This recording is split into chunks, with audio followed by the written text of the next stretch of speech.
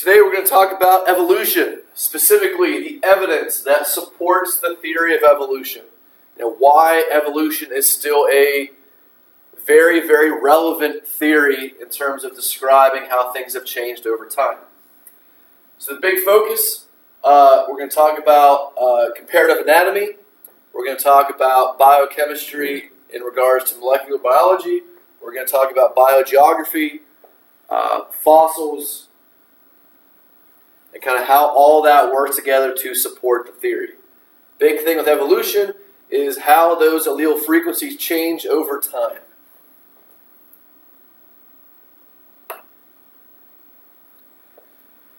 So doing a quick kind of trace back, Charles Darwin's voyage on the HMS Beagle, he spent 5 years.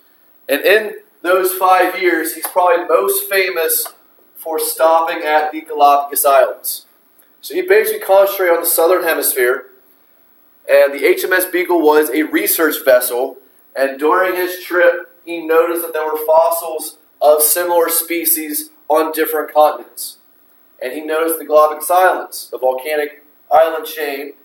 There were differences among the tortoise shells, differences among the marine iguanas, differences among the beaks of the finches, as well as these fossils of giant land animals, specifically the giant sloth. So he took all this information, combined it with kind of what has previously been published, and kind of came up with his own theory, which is evolution by natural selection. So you hear the term survival of the fittest, which is based off the idea that within a population there's variations. If a variation directly impacts survival, they will survive longer, reproduce more, and that essentially becomes the norm for the species. Now he waited 30 years, just because of the influence of the church and just making sure he was sound in his studies. A young scientist, or younger scientist, with the last name of Wallace, sent Darwin a paper on his independent studies that kind of hovered around the idea of natural selection, and this prompted Darwin to then publish. And that's why we hear Darwin's name with evolution, and Wallace is more like a footnote in the process of Darwin actually publishing. So a couple key things between Darwin and Wallace is that species change over time. The world has changed over time, and the species have changed with it. Species come from other species. So this kind of goes back to Unit 1, we said life comes from life. So species just don't appear out of nowhere. They must come from one that's already been there. And when we have small variations within the species, provide advantages. And these advantages are called adaptations. And this allows for a greater survival, which allows for more reproduction, and future generations are going to have those beneficial traits, those good genes, so to speak. Now we have two types of evolution. We have micro and we have macro.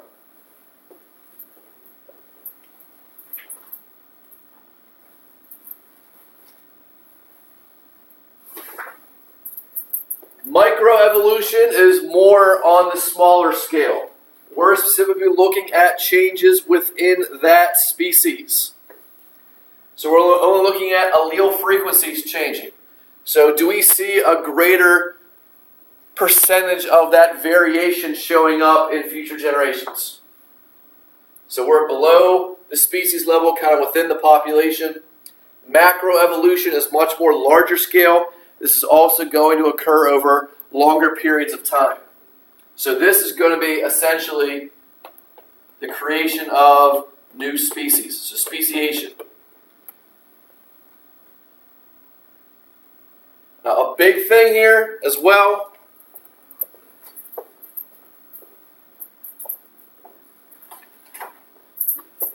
is going to be how evolution kind of takes place. Now, a key characteristic of evolution is that individuals do not evolve. Evolution is not an individual thing.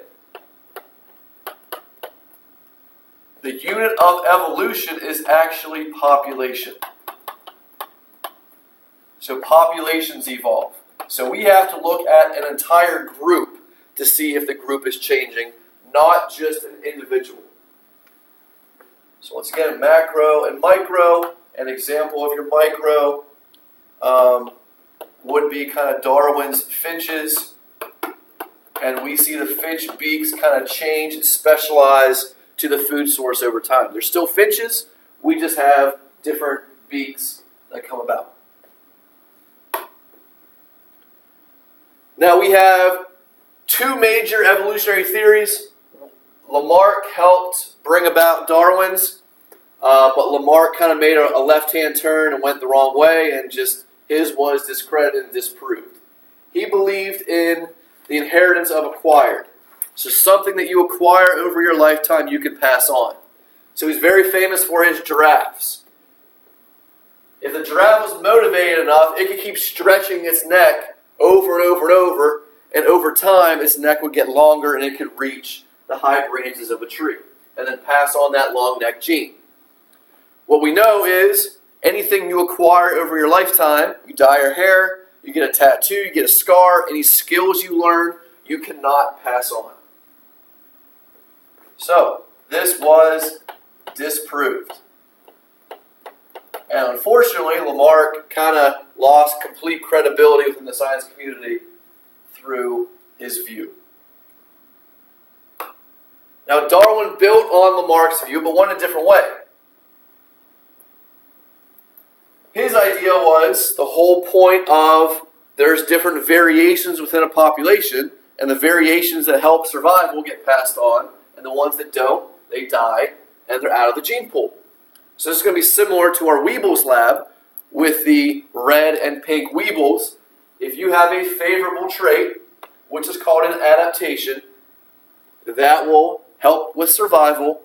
And if it helps with survival, you'll live longer, reproduce, pass on those good traits. So natural selection is all about the ones with favorable traits will live on and reproduce, and the ones that don't will die, and they will no longer contribute to the gene pool. So his principles of selection is we have variation within the species. Sexual reproduction helps create variation. We're not all clones. So we have differences amongst members of a population. You also have competition of resources.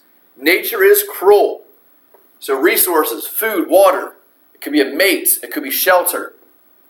There's going to be competition for food. And those that are better competitors are going to live. Those that aren't are going to die.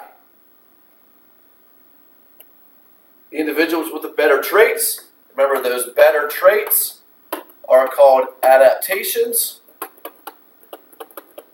will survive. This is where we get survival of the fittest from. The ones that are surviving and reproducing. And the survivors will pass on those genes and the population evolves.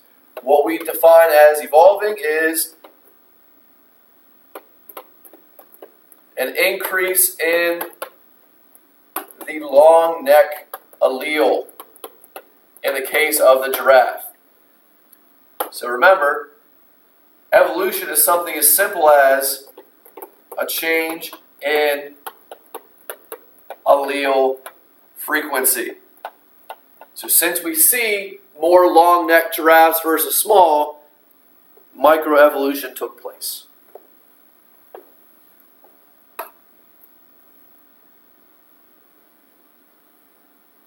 So just kind of a side-by-side comparison, Lamarck and Darwin, in terms of where Darwin went right, where Lamarck went wrong. All about understanding. Darwin understood with his experience with breeding pigeons that genes are inherited. Lamarck believed that you could pass on an acquired trait.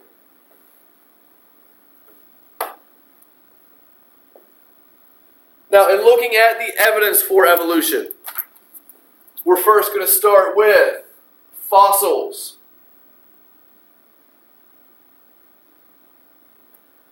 A big takeaway with fossils is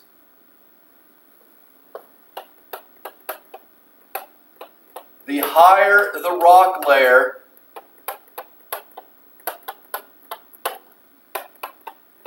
the younger the fossil.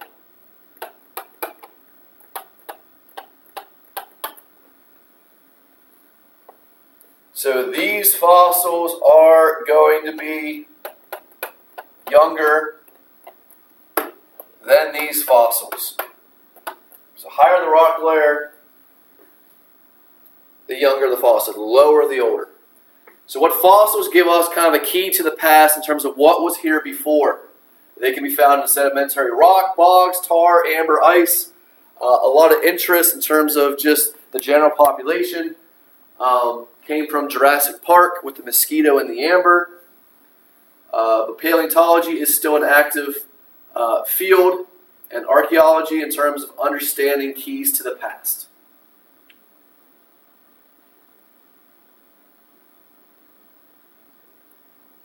In addition to simply just looking at fossils in terms of where their layers are, we can also put a number to their age, get a numerical point of view through radioactive isotopes by simply measuring how much radioactive isotope is in that rock layer or in rock layers above or below, kind of give us an idea. When you compare rock layers, this simply just is a comparison, and then when you look at the isotopes, now we have a numerical value attached.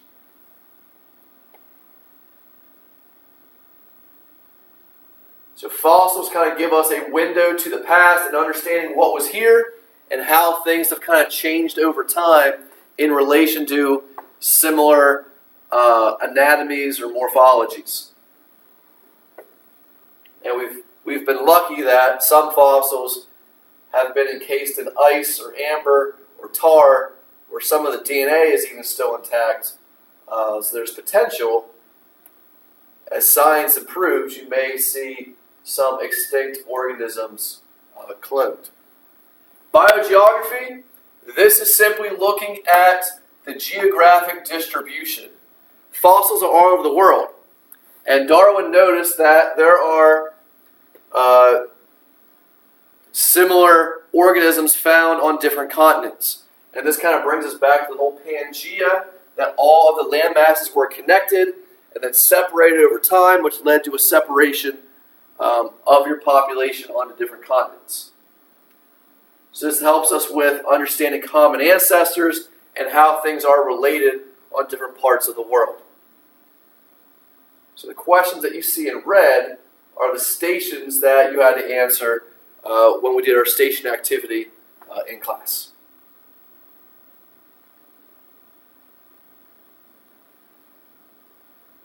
Comparative embryology. This is looking at our initial embryonic development of organisms. The longer or the more time that passes and you look similar to another organism's embryonic development, the more in common you have with them. So when we look at a fish, a tortoise, a chicken, a rabbit, a human, initially we all look pretty similar. And then as development continues, kind of the fish kind of goes off on its own, but the remaining four we look pretty similar to. We do have what's called a post-anal tail and gill slits before lungs start to develop. As we go further development, the fish kind of went off on its own.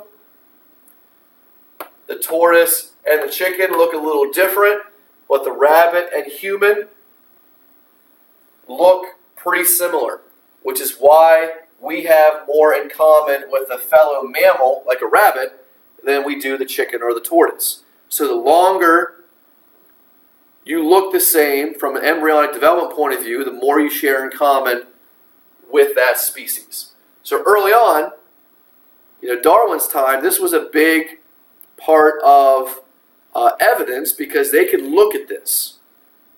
Now we can simply look at DNA evidence, which has sprouted up within the past several decades.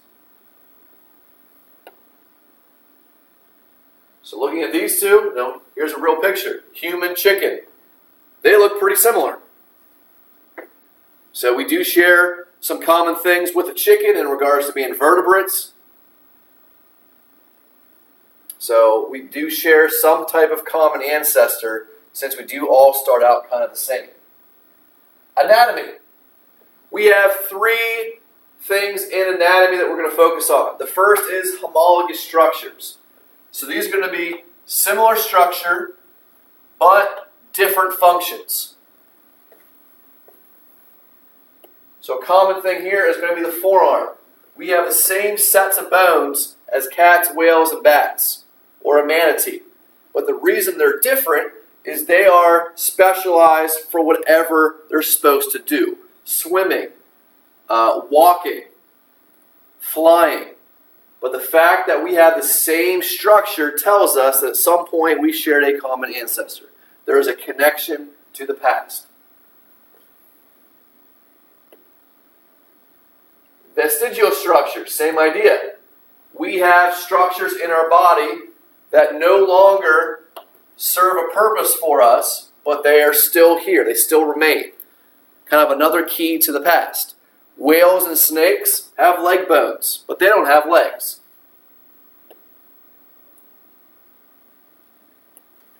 Snakes do have kind of these little kind of intrusions that are reduced hind legs. We have wisdom teeth. Our early ancestors had much bigger skulls, which our skulls now are very narrow, don't really have the space for it. So that's why wisdom teeth surgery is very, very common these days because we don't have the space anymore. An appendix, another vestigial trait that we don't necessarily need or have a use for anymore. Analogous structures. These are opposite of homologous, where these are similar functions, but they are different structures. So they're used for the same thing, but they don't look the same.